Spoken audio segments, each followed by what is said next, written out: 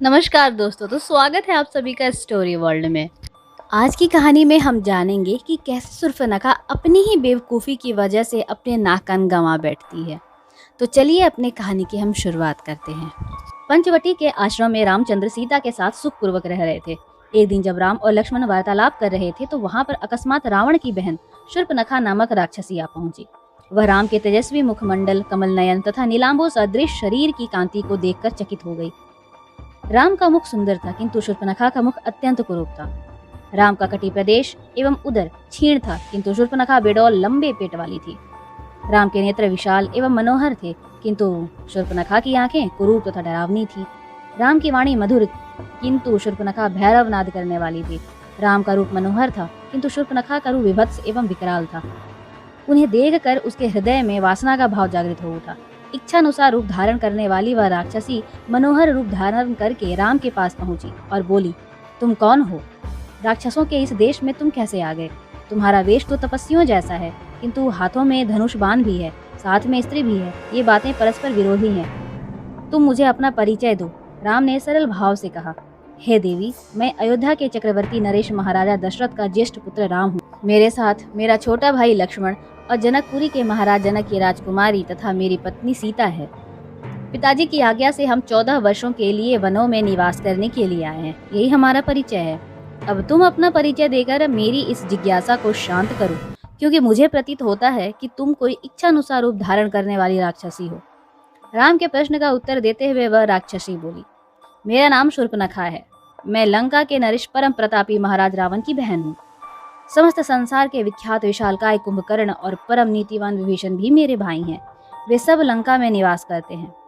पंचवटी के स्वामी अत्यंत पराक्रमी खर और दूषण भी मेरे भाई हैं।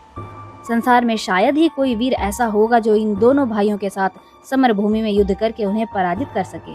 मैं सर्व प्रकार से संपन्न हूँ और अपनी इच्छा तथा शक्ति से समस्त लोकों में विचरण कर सकती हूँ। यह तुम्हारी पत्नी सीता मेरी दृष्टि में कुरूप, ओछी, विकृत, मानवी है और तुम्हारे योग्य तो बिल्कुल भी नहीं है। अतः तुम मेरे पति बन जाओ, मैं ही तुम्हारे अनुरूप हूँ। इस अबला सीता को लेकर तुम क्या करोगे? तुम्हारी भार्या बनने के पश्चात मैं तुम्हारे भाई और सीता को खा जाऊंगी और तुम्हारे साथ विचरण करूंगी। उसके प्रस्ताव के उत्तर में राम मुस्कुराते हुए बोले, भद्रे, तुम देख रही हो कि मैं विवाहित हूँ और मेरी पत्नी मेरे साथ है। हाँ, मेरा भाई लक्ष्मण यहाँ अकेला है। वह सुंदर, शीलवान एवं बल पराक्रम से संपन्न है। यदि तुम चाहो तो उसे सहमत करके उससे विवाह कर सकती हो। राम का उत्तर सुन शूर्पणखा ने लक्ष्मण के पास जाकर कहा, हे राजकुमार, तुम सुंदर हो और मैं युवा हूँ। तुम्हारे इस सुंदर रूप के योग्य मैं ही हूँ, अतः मैं ही तुम्हारी परम सुंदरी भार्या हो सकती हूँ। मुझे अंगीकार कर लेने पर तुम मेरे साथ इस दंडकारण्य में सुखपूर्वक विचरण कर सकोगे। शूर्पणखा के इस प्रस्ताव को सुनकर नबाकपटु लक्ष्मण ने कहा, सुंदरी, मैं राम का एक तुच्छ सा दास हूँ। मुझसे विवाह करके तुम केवल दास कहलाओगी।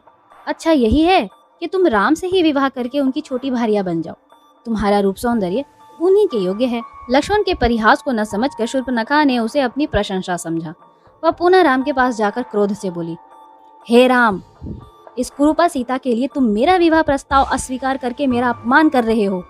इसलिए पहले मैं इसे ही मारकर समाप्त किए देती हूँ, फिर तुम्हारे साथ विवाह करके मैं अपना जीवन आनंद पूर्वक व्यतीत करूंगी। इतना कहकर प्रचंड क्रोध करती हुई शूर्पणखा विद्युत वेग से सीता पर झपटी। राम ने उसके इस आकस्मिक आक्रमण को तत्परता पूर्वक रोका और लक्ष्मण से बोले, हे वीर, इस दुष्ट राक्षसी से अधिक वाद विवाद करना या इसके साथ हास्य विनोद करना उचित नहीं है। इसने तो जानकी की हत्या कर ही डाली होती। तुम्हें इस कुरूपा और उल्टा राक्षसी को उसके किसी अंग से विहीन कर देना चाहिए। राम की आज्ञा पाते ही लक्ष्मण ने तत्काल खड्ग निकाला और दुष्टा शूर्पणखा के नाक कान काट डाले। पीड़ा और घोर अपमान के कारण रोती हुई शूर्पणखा अपने भाइयों खरदूषण के पास पहुंची और घोर चित्कार करके उनके सामने गिर पड़ी।